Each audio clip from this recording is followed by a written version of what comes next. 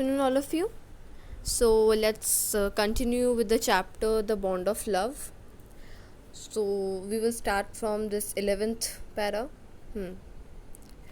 So what did I say yesterday? What was the last thing? Yeah, that Baba means Bruno, the bear, he consumed this sodium carbonate by mistake, and he was taken to the hospital where he was given injection, and finally he recovered.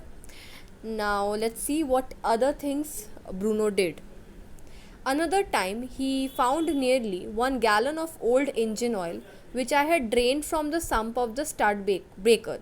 So, breaker is the name of a car, and Bruno he had oil, engine oil, okay, which the narrator he had drained from the sump. Sump means the base of an internal engine, combustion engine, okay, and he drank that and was keeping as a weapon against the inroads of termites. So this was the original intention of the narrator, that he had kept it for the termites, okay.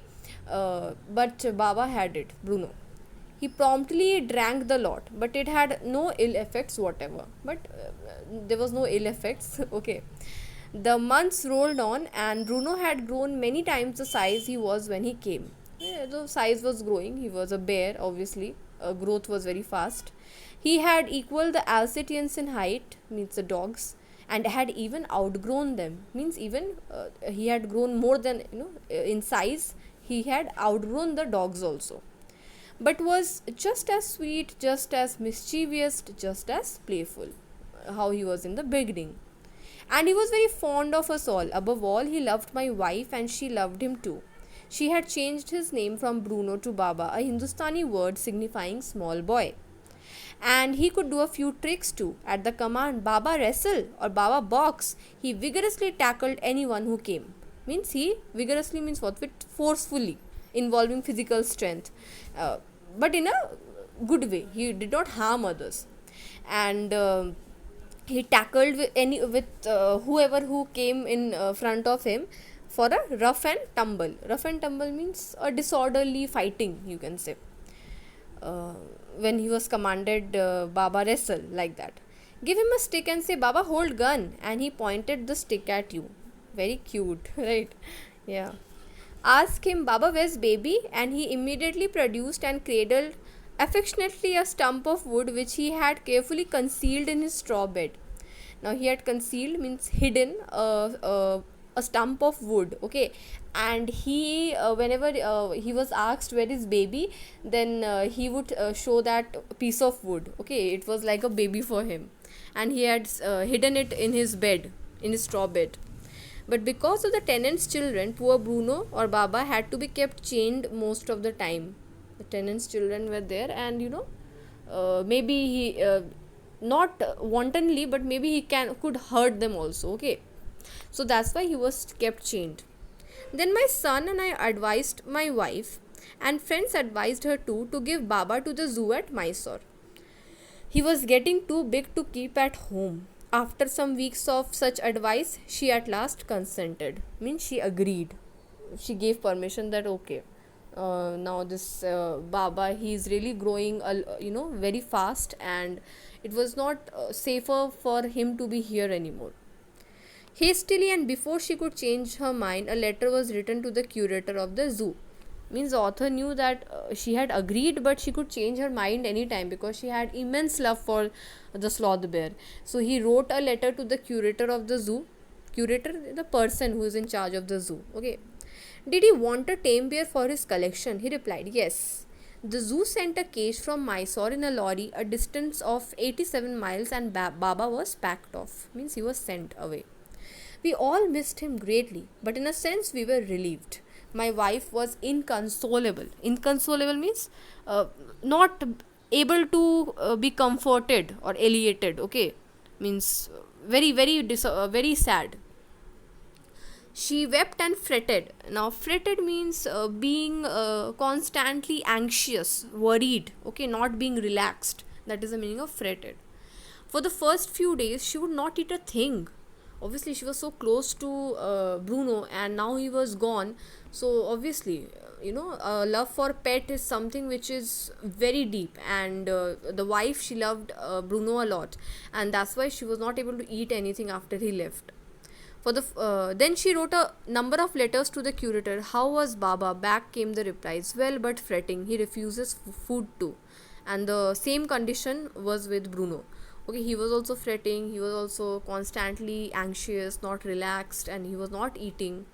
After that, friends visiting Mysore were begged to make a point of going to the zoo and seeing how Baba was getting along. Means, what was his condition? Was he, having a better way of living over there or not? They reported that he was well but looking very thin and sad. All the keepers at the zoo said he was fretting. For 3 months, I managed to restrain my wife from visiting Mysore. Means he was holding her back that, okay, don't go, everything will be all right. For 3 months, he tried that, but then, situation was getting really worse. Then she said one day, I must see Baba. Either you take me by car or I will go myself by bus or train. So I took her by car. Friends had conjectured, it is conjectured, okay, that the bear would not recognize her. Conjectured means forming an opinion by guessing that Dekna, you will go after so many days, and the Bruno, he will not be able to recognize you. I had thought so too, but while she was yet some yards from his cage, Baba saw her and recognized her. But it was wrong. Their guess was wrong. Bruno, he recognized her. He howled with happiness. She ran up to him, petted him through the bars, and he stood on his head in delight. The story, it's like one of the movie which I saw, Hollywood movie, the Rise of the Planet of Apes, like that only. Here it is a bear, there it was a ape, okay, monkey. Yeah, like that only. For the next 3 hours, she would not leave that cage. She gave her tea, lemonade, cakes, ice cream, and what not. Then closing time came and we had to leave. My wife cried bitterly. Okay, now she met Bruno, and she gave her all sorts of food. She petted her, but now when the time was to leave, she really got sad again, and she started crying very bitterly. Baba cried bitterly, and not only her, this animal, okay, this so-called animal, he also started crying. So it shows that, emotions are equal on both sides. Just like we feel for them, they also feel for us. Even the hardened curator and the keepers felt depressed. As for me, I had reconciled myself to what I knew was going to happen next. Means he knew that, okay, now, he understood that what will happen next. And what will happen, let us see. Oh, please, sir, she asked the curator, may I have my Baba back? Hesitantly, he answered, Madam, he belongs to the zoo and is government property now. But yeah, I cannot give away government property, but if my boss, the superintendent at Bangalore, agrees, certainly you may have him back. So this was the answer of the curator. So he said that now Bruno is government property and I don't have a permission to give him back to you. But if you ask the superintendent who is in Bangalore, then maybe if he agrees, then we can give. They followed the return journey to Bangalore and a visit to the superintendent's bungalow. A tearful pleading, a request, okay, with tears. Baba and I are both fretting for each other. Will you please give him back to me? He was a kind-hearted man and consented. Means he was a good man, kind-hearted man, and he agreed. Not only that, but he wrote to the curator telling him to lend us a cage for transporting the bear to Bangalore. So he arranged, how will Bruno be transported back to Bangalore. Okay, he arranged that also. Back we went to Mysore again, armed with the superintendent's letter. Means that they had to have to show to the curator, right? Then only he will agree. Baba was driven into a small cage and hoisted on the top of the car. The cage was tied securely, and a slow and careful return journey to Bangalore was accomplished. So Bruno was in the top of the car, and very slowly, steadily, they started the return journey to Bangalore, and it was accomplished also. Once home, a squad of coolies were engaged for special work in our compound. An island was made for Baba. It was 20 feet long and 15 feet wide. So when they got home, there were workers who engaged in a very special work which was done for Bruno in their compound, and they actually build an island, okay, and it was 20 feet long and 15 feet wide, and it was surrounded by a dry pit, you know, which was 6 feet wide and 7 feet deep. So like that island was made, okay. you know uh, Beside the island, in a circular way, a moat was created, a pit, a dry pit. Water was not there.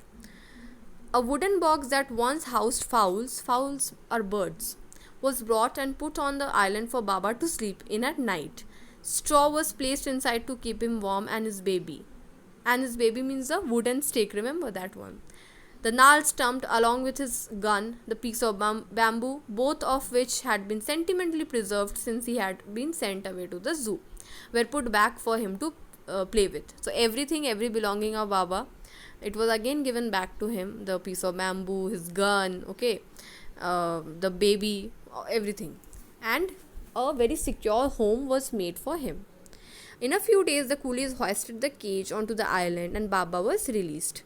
So, they put the cage over there, and then Bruno was released on the island. He was delighted. Standing on the hind legs, he pointed his gun and cradled his baby. My wife spent hours sitting on the chair there while he sat on her lap. He was 15 months old and pretty heavy too.